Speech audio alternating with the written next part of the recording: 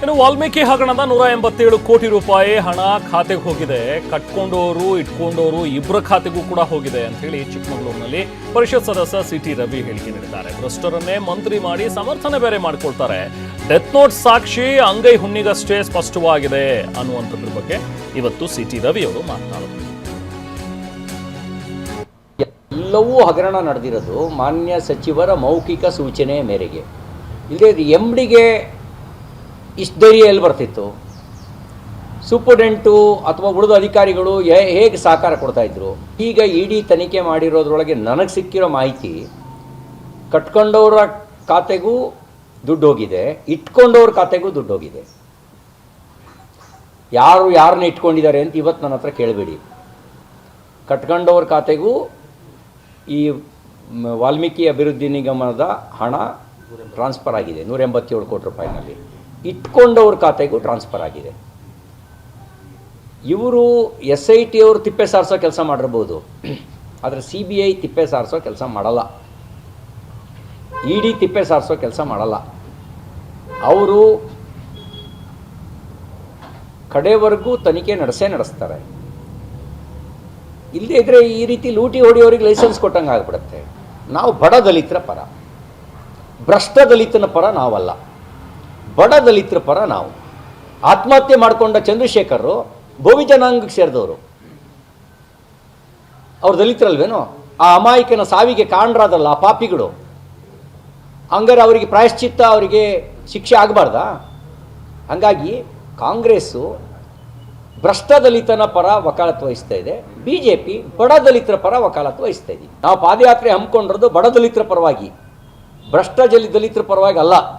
ಭ್ರಷ್ಟ ಬನ್ನಿ ಎಲ್ಲ ವಿಚಾರವಾಗಿ ಮತ್ತಷ್ಟು ಡೀಟೇಲ್ಸ್ ಪಡೆಯೋಣ. ನಾವು ಪ್ರತಿನಿಧಿ ಹರೀಶ್ ಈಗ ಜಾಯ್ನ್ ಆಗಿದ್ದಾರೆ ನಮ್ಮ ಜೊತೆಗೆ. ಹರೀಶ್, ಎರಡು ವಿಚಾರ. ಒಂದು, ಈಗ ನಾಗೇಂದ್ರ ರಾಜೀನಾಮೆ ಕೊಡ್ತಾರೆ, ಅದು ಪಕ್ಕ ಅನ್ನುವಂಥದ್ರ ಬಗ್ಗೆ ಈಗಾಗಲೇ BJPಯವರು ಕೂಡ ಮಾತಾಡ್ತಾ ಇದ್ದಾರೆ. ಅಶೋಕ್ ಕೂಡ ಅದೇ ಧಾಟಿಯಲ್ಲಿ ಹೇಳಿದ್ರು, ಅವರಂತೂ ರಾಜೀನಾಮೆ ಕೊಡ್ತಾರೆ. ಇದು BJPಗೆ ಸಿಕ್ಕಿರುವಂಥ ಒಂದು ಜಯ ಅನ್ನುವಂಥದ್ರ ಬಗ್ಗೆ ಹೇಳ್ತಾ ಇದ್ದಾರೆ. ಅಫ್ಕೋರ್ಸ್ ಹೌದು, ಯಾಕಂದ್ರೆ 3 ತಿಂಗಳು ಕ್ಯಾಬಿನೆಟ್ ಫಾರ್ಮ್ ಆಗಿ, ಸೊ ಅದರಲ್ಲೂ ನಾಗೇಂದ್ರ ಬಂದು 20-25 ದಿನಗಳಾಗಿವೆ ಸಚಿವರಾಗಿ, ಈಗ ಮತ್ತೆ ರಾಜೀನಾಮೆ ಕೊಡುವಂಥ ಒಂದು ಹಂತಕ್ಕೆ ಬಂದಿರುವಂಥದ್ದು ಒಂದು. ಈಗ ಇದು ಖಂಡಿತವಾಗ್ಲೂ BJPಗೆ ಸಿಕ್ಕಿರುವಂಥ, ಅವರ ಹೋರಾಟಕ್ಕೆ ಸಿಕ್ಕಂಥ ಒಂದು ಜಯ ಅನ್ನುವಂಥದ್ದು ಒಂದಾದ್ರೆ, ನಿಜಕ್ಕೂ ನಾಗೇಂದ್ರ ಅವರು ರಾಜೀನಾಮೆಯನ್ನು ಕೊಡ್ತಾ ಇದ್ದಾರೆ. ಯಾಕಂದ್ರೆ ಇನ್ನು ಕೂಡ ಬೆಂಗಳೂರಿಗೆ ಎಂಟ್ರಿ ಆಗ್ತಾರೆ, ಅವರೇ ಹೇಳ್ತಾರೆ ಅನ್ನುವಂಥದ್ದನ್ನ DK ಶಿವಕುಮಾರ್ ಅವರು ಹೇಳಿದ್ರು. DK ಶಿವಕುಮಾರ್ ಅವರ ಮಾತುಗಳನ್ನು ಕೂಡ ಕೇಳ್ಕೊಂಡ್ರೆ ಅಥವಾ ಅನಲೈಸ್ ಮಾಡೋದಾದ್ರೆ ಬಹುಶಃ ಏನೋ ಒಂದು ಡಿಸಿಷನ್ ಆಗಿದೆ ಹೈಕಮಾಂಡ್ ಮಟ್ಟದಲ್ಲಿ ಅನ್ನುವಂಥದ್ದು. ಹರೀಶ್,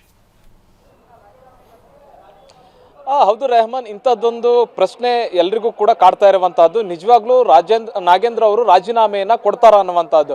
ಈಗ ದೆಹಲಿಯಿಂದ ನಾಗೇಂದ್ರ ಅವರು ಬಂದಿದ್ದಾರೆ, ಬೆಂಗಳೂರಿಗೆ ಕೆಲವೇ ಕ್ಷಣಗಳಲ್ಲಿ ಲ್ಯಾಂಡ್ ಆಗ್ತಾರೆ ಅನ್ನುವಂತಹದ್ದು. ಅವ್ರು ಲ್ಯಾಂಡ್ ಆದ ಬಳಿಕ ಅವರ ನಡೆ ಏನಾಗಿರುತ್ತೆ, ಅವರು ಮಾಧ್ಯಮಗಳನ್ನು ಉದ್ದೇಶಿಸಿ ಮಾತನಾಡ್ತಾರೆ ಅನ್ನುವಂಥದ್ದನ್ನ DK ಶಿವಕುಮಾರ್ ಅವರು ಹೇಳಿರುವಂತಹದ್ದು. ಈಗ ಅವರು ಒಂದ್ ವೇಳೆ ಇಳಿದಂತ ಸಂದರ್ಭದಲ್ಲಿ, ಮಾಧ್ಯಮಗಳಿಗೆ ಸಿಕ್ಕಂತ ಸಂದರ್ಭದಲ್ಲಿ ರಾಜೀನಾಮೆಯನ್ನೇನಾದ್ರೂ ಘೋಷಿಸ್ತಾರಾ ಅನ್ನುವಂತ ಚರ್ಚೆ ಈಗ ನಡೀತಾ ಇದೆ. ಬಹುಮುಖ್ಯವಾಗಿ ನಿನ್ನೆ DK ಶಿವಕುಮಾರ್ ಅವರು ದೆಹಲಿಯಲ್ಲಿದ್ದರು, ಹೈಕಮಾಂಡ್ ನಾಯಕರನ್ನ ಭೇಟಿಯಾದ್ರು. ರಾಹುಲ್ ಗಾಂಧಿ ಅವರನ್ನ ಭೇಟಿ ಆಗುವಂತಹ ಸಂದರ್ಭದಲ್ಲೂ ಕೂಡ ನಾಗೇಂದ್ರ ಅವರ ರಾಜೀನಾಮೆಯ ವಿಚಾರವನ್ನ ಪ್ರಸ್ತಾಪ ಮಾಡಿದ್ದಾರೆ. ಮತ್ತೆ BJP ಈ ಒಂದು ಹೋರಾಟವನ್ನು ಯಾವ ರೀತಿಯಾಗಿ ತೆಗೆದುಕೊಂಡು ಹೋಗ್ತದೆ, ಇದರ ಪರಿಣಾಮಗಳೇನು, ಮತ್ತೆ ದೂರಗಾಮಿಯಾಗಿ ಇದನ್ನ ಕಾಂಗ್ರೆಸ್ ಹೇಗೆ ನೋಡಬೇಕು ಅನ್ನುವಂಥದ್ರ ಬಗ್ಗೆ ಸಂಪೂರ್ಣವಾಗಿ ಚರ್ಚೆನ ಮಾಡಿರುವಂತಹದ್ದು. ಹೀಗಾಗಿ ನಾಗೇಂದ್ರ ಅವರ ರಾಜೀನಾಮೆಯನ್ನ ತೆಗೆದುಕೊಳ್ಳುವಂತಹದ್ದೇ ಉತ್ತಮ ಅನ್ನುವಂತಹ ನಿಟ್ಟಿನಲ್ಲಿ ಹೈಕಮಾಂಡ್ ಮನಸ್ಸು ಮಾಡಿದೆ ಅನ್ನುವಂತಹ ಚರ್ಚೆಗಳ ನಡುವೆ ಈಗ ನಾಗೇಂದ್ರ ಅವರು ಕೂಡ ದೆಹಲಿಯಲ್ಲಿದ್ರು, ಅವರು ಕೂಡ ಈಗ ದೆಹಲಿಯಿಂದ ವಾಪಸ್ ಬರ್ತಾ ಇದ್ದಾರೆ. ಅವರು ದೆಹಲಿಯಿಂದ ವಾಪಸ್ ಬರೋದಕ್ಕೂ ಮುಂಚೆ DK ಶಿವಕುಮಾರ್ ಅವರು ಕೊಟ್ಟಿರ್ತಕ್ಕಂಥ ಹೇಳಿಕೆ ಬಹಳಷ್ಟು ಕುತೂಹಲ ಕೇಳಿಸಿದೆ. ಈಗಾಗಲೇ ಹೈಕಮಾಂಡ್ ನಾಯಕರು ನಾಗೇಂದ್ರ ಅವ್ರ ಜೊತೆ ಮಾತಾಡಿದ್ದಾರೆ. ನಾನು ಕೂಡ ಹೈಕಮಾಂಡ್ ನಾಯಕರ ಜೊತೆ ಮಾತುಕತೆಯನ್ನು ಮಾಡಿದ್ದೀನಿ. ಹೈಕಮಾಂಡ್ ನಿರ್ಧಾರಕ್ಕೆ ಎಲ್ಲರೂ ಕೂಡ ಬದ್ಧ ಆಗಿರಬೇಕು, ಹೈಕಮಾಂಡ್ ತೆಗೆದುಕೊಳ್ಳುವಂತ ನಿರ್ಧಾರಕ್ಕೆ ಎಲ್ಲರೂ ಕೂಡ ಬದ್ಧ ಆಗಿರಬೇಕು. ಅವರು ಬೆಂಗಳೂರಿಗೆ ಬಂದು ಮಾಧ್ಯಮಗಳ ಜೊತೆ ಮಾತಾಡ್ತಾರೆ, ಮಾಧ್ಯಮಗಳ ಜೊತೆ ಮಾತಾಡಿ ಅವರು ನಿರ್ಧಾರವನ್ನು ಪ್ರಕಟ ಮಾಡ್ತಾರೆ ಅನ್ನುವಂತಹ ದಾಟಿಯಲ್ಲಿ CM DK ಶಿವಕುಮಾರ್ ಅವರು ಹೇಳಿರೋದ್ರಿಂದ ಜನರಿಗೂ ಕೂಡ ಅನ್ನಿಸ್ತಾ ಇದೆ, ನೋಡಿಗರಿಗೂ ಕೂಡ ಅನ್ನಿಸ್ತಾ ಇದೆ, ಇದು ಎಲ್ಲ ಒಂದ್ ಕಡೆ ನಾಗೇಂದ್ರ ಅವರು ರಾಜೀನಾಮೆಯನ್ನ ಕೊಟ್ಟೇ ಬಿಡ್ತಾರೆ ಅನ್ನುವಂತಹ ನಿಟ್ಟಿನಲ್ಲೇ DK ಶಿವಕುಮಾರ್ ಅವರು ಕೂಡ ಮಾತನಾಡಿರುವಂತಹದ್ದು. ಇನ್ನೊಂದ್ ಕಡೆ ದೆಹಲಿಗೆ ತೆರಳಿರುವಂತಹ ಅಶೋಕ್ ಅವರು ಹೇಳ್ತಾ ಇದ್ದಾರೆ, ಇದು ನಮಗೆ BJPಗೆ ಸಿಕ್ಕಂತಹ ಹೋರಾಟ, ನಾವು ಸದನದಲ್ಲಿ ನಿರಂತರವಾದಂತಹ ಹೋರಾಟವನ್ನ ಮಾಡಿದ್ವಿ, ಸದನವನ್ನ ನಡೆಸಲಿಕ್ಕೆ ಬಿಡ್ಲಿಲ್ಲ, ಅಂದ್ರೆ ರಾಜೀನಾಮೆಗೆ ನಾವು ಪಟ್ಟನ್ನು ಹಿಡಿದ್ವಿ, ಆ ಪಟ್ಟಿಗೆ ನಾವು ಹಿಡಿದಂತ ಪಟ್ಟಿಗೆ ಸಿಕ್ಕ ಜಯ ಅನ್ನುವಂತಹ ನಿಟ್ಟಿನಲ್ಲೂ ಕೂಡ ಅಶೋಕ್ ಅವರು ಮಾಡ್ತಿದ್ದಾರೆ.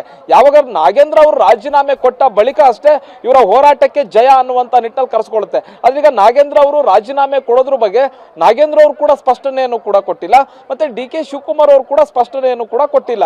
ಹೀಗಾಗಿ ಇನ್ನು ಪ್ರಶ್ನೆ ಆಗಿಯೇ ಉಳಿದಿರುವಂತಹದ್ದು. ಈಗ ಬೆಂಗಳೂರಿಗೆ ಇನ್ನೇನು ಕೆಲವೇ ಕ್ಷಣಗಳಲ್ಲಿ ನಾಗೇಂದ್ರ ಅವರು ಬರ್ತಿದ್ದಾರೆ.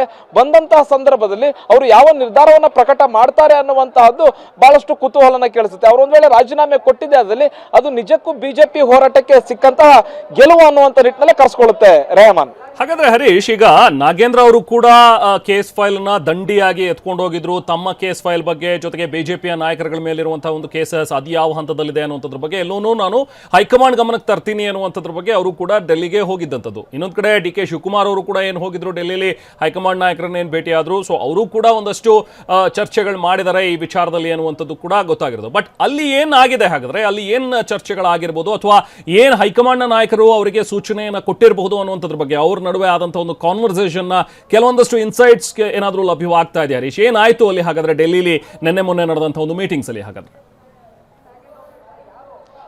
ರೆಹಮಾನ್, ಈ ಒಂದು ವಾಲ್ಮೀಕಿ ನಿಗಮದ ಹಗರಣ ಏನಿದೆ ಇದು ಹೊಸ ಪ್ರಕರಣ ಅಲ್ಲ. ಈ ಹಿಂದೆ ಆಗಿದ್ದಂತಹ ಪ್ರಕರಣ. ಇದೇ ಪ್ರಕರಣ ಸಂಬಂಧ ನಾಗೇಂದ್ರ ಅವರು ರಾಜೀನಾಮೆಯನ್ನು ಕೂಡ ಕೊಟ್ಟಿದ್ರು.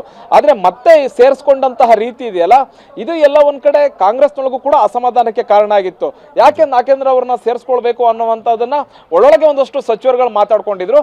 ಮತ್ತೆ ಅಧಿವೇಶನದಲ್ಲಿ ಭಾಗಿಯಾಗಿದ್ದಂತಹ ಕೆಲವು ಸಚಿವರು ಮಾತ್ರ ನಾಗೇಂದ್ರ ಅವರ ಬೆಂಬಲಕ್ಕೆ ನಿಂತಿದ್ರು. ಆದ್ರೆ ಇನ್ನುಳಿದಂತಹ ಯಾವುದೇ ಹಿರಿಯ ಶಾಸಕರಾಗಿರಬಹುದು ಮತ್ತೆ ಹಿರಿಯ ಸಚಿವರುಗಳಾಗಿರ್ಬೋದು ಹೆಚ್ಚಿನದಾಗಿ ನಾಗೇಂದ್ರ ಅವರನ್ನ ಸಮರ್ಥನೆ ಮಾಡ್ಕೊಳ್ಳಿಕ್ಕೆ ಅಧಿವೇಶನದಲ್ಲಿ ಮುಂದೆ ಬರಲಿಲ್ಲ.